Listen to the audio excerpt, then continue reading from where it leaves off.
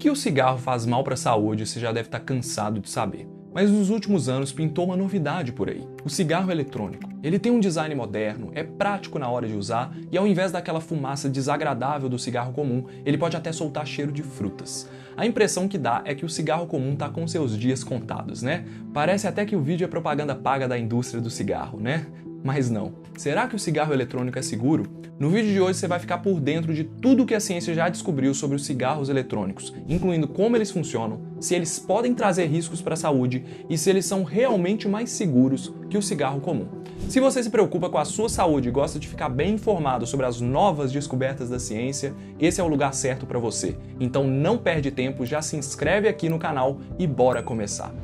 Em 1880, o americano James Duke teve a ideia brilhante que fez com que ele passasse de um simples comerciante de cigarros para o maior empresário do ramo.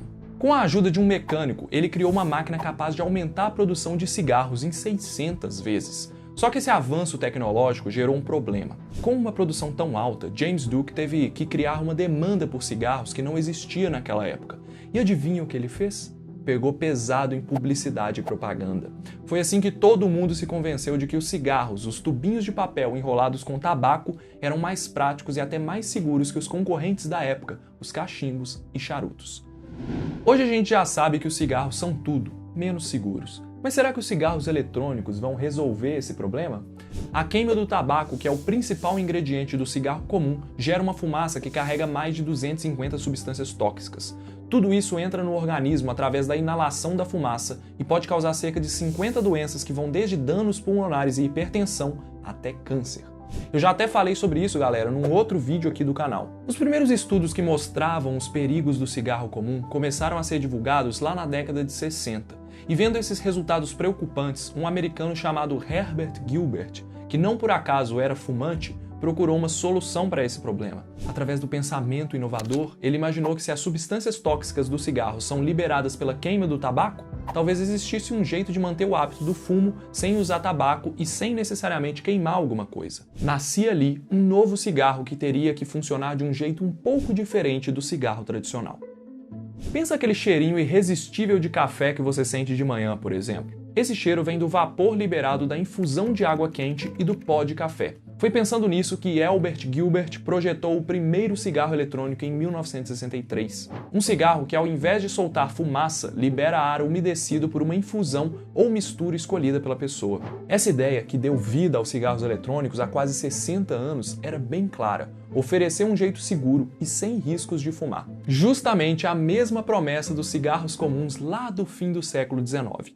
Mas será que dessa vez a promessa era real? Os cigarros eletrônicos que a gente vê por aí, também chamados de vapes ou pods, são abastecidos com um líquido específico feito de água, glicerina vegetal e propileno glicol. Essa é a receita básica, tá? Que pode ser complementada ou não com nicotina, a substância que causa o vício pelo cigarro. Algumas marcas também acabaram criando líquidos com aromas e sabores variados, de menta, de manga, de uva e por aí vai.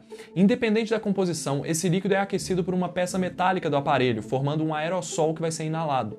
O aerossol nada mais é que uma suspensão de gotículas minúsculas, que muita gente acha que é vapor de água, já que ele forma aquela névoa branca. Você já viu alguém soltando essa falsa fumaça do cigarro eletrônico? Comenta aí embaixo. O fato é que a moda dos cigarros eletrônicos, galera, já pegou. E o que inicialmente foi pensado para reduzir os riscos de quem já fumava cigarro comum, agora está sendo usado por não fumantes e até adolescentes. Será que o cigarro eletrônico pode trazer algum risco para a saúde de quem nunca fumou? O pulmão é responsável por fazer o contato entre o ar que a gente respira e o nosso sangue, mandando o oxigênio para dentro da circulação e retirando o gás carbônico. Por isso, o pulmão recebe milhares de vasos sanguíneos que precisam ser delicados o suficiente para permitir a passagem desses gases. O problema é que quando o ar que entra nos pulmões está cheio de partículas suspensas, como é o caso do ar poluído de uma cidade grande, essas partículas podem se acumular não só nas células do pulmão, mas também nesses minúsculos vasos sanguíneos. Na tentativa de eliminar essas partículas estranhas, as células passam a produzir moléculas inflamatórias, que até ajudam a resolver o problema, mas em troca acabam danificando os pulmões e os vasos sanguíneos. Se isso acontece todo dia, durante um período longo, você vai ter um risco maior de doenças respiratórias e cardiovasculares. Isso também acontece quando alguém inala a fumaça de um cigarro comum. Mas ainda faltava descobrir se as partículas que estão no aerossol do cigarro eletrônico também tem esse mesmo efeito. Para avaliar isso, um grupo de cientistas expôs ratos a um ambiente que recebia fumaça do cigarro comum ou aerossol sem nicotina de um cigarro eletrônico.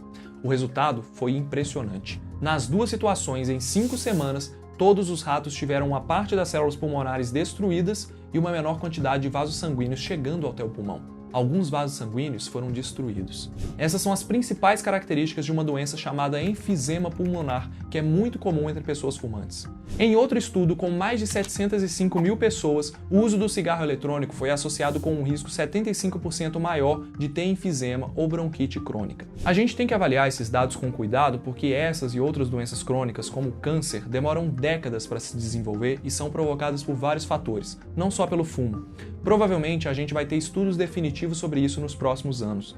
Mas mesmo assim, já dá para entender que mesmo sem usar tabaco ou nicotina, os cigarros eletrônicos não são necessariamente livres de riscos, como eles prometem ser.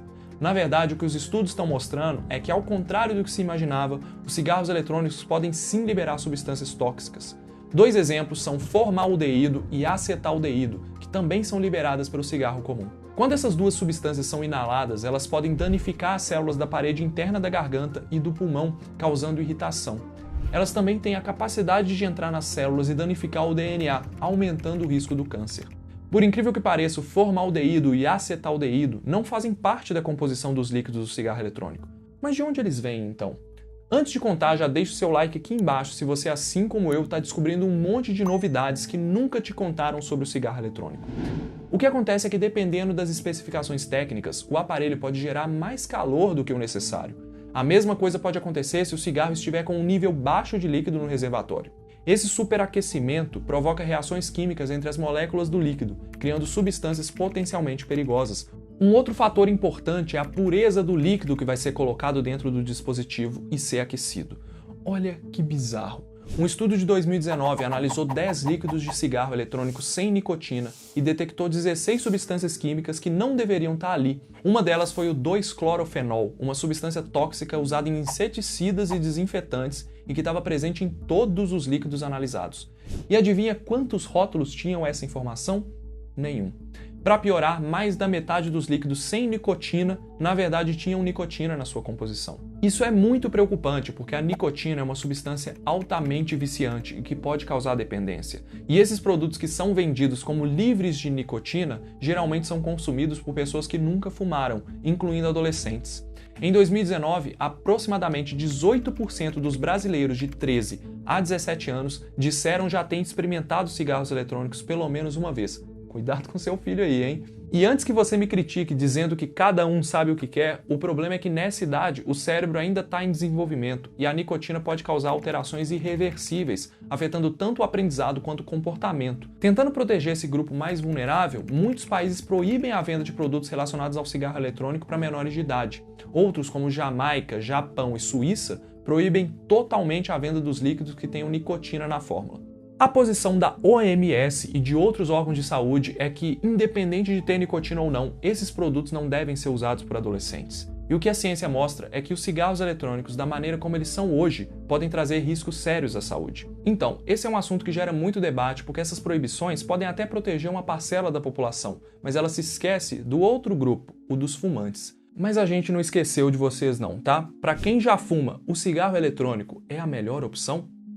Para as pessoas que já fumam, as estratégias disponíveis para largar o cigarro, como os adesivos de nicotina, não funcionam para todo mundo. E muita gente fala que só conseguiu se ver livre dos problemas do tabaco usando o cigarro eletrônico como substituto. Realmente, galera, o cigarro eletrônico pode ser menos perigoso para quem já fuma, já que ele libera, teoricamente, menos substâncias tóxicas que o cigarro comum. Mas isso é pensando no médio prazo. Nós ainda não temos evidências suficientes para dizer que ele é um método eficaz para parar de fumar ou até mais seguro no longo prazo. Nós não temos estudos suficientes para prever os efeitos que ele pode ter na saúde se for usado por muitos anos.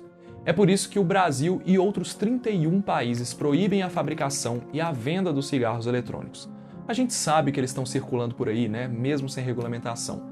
Então, meu querido amigo fumante, saiba que é difícil de verdade garantir a qualidade e a pureza dos produtos que estão sendo usados por aí. E por falar em qualidade de produtos, você já ouviu falar que usar vasilha de plástico no micro-ondas pode causar câncer? Assiste esse vídeo aqui para descobrir se isso é verdade ou um mito.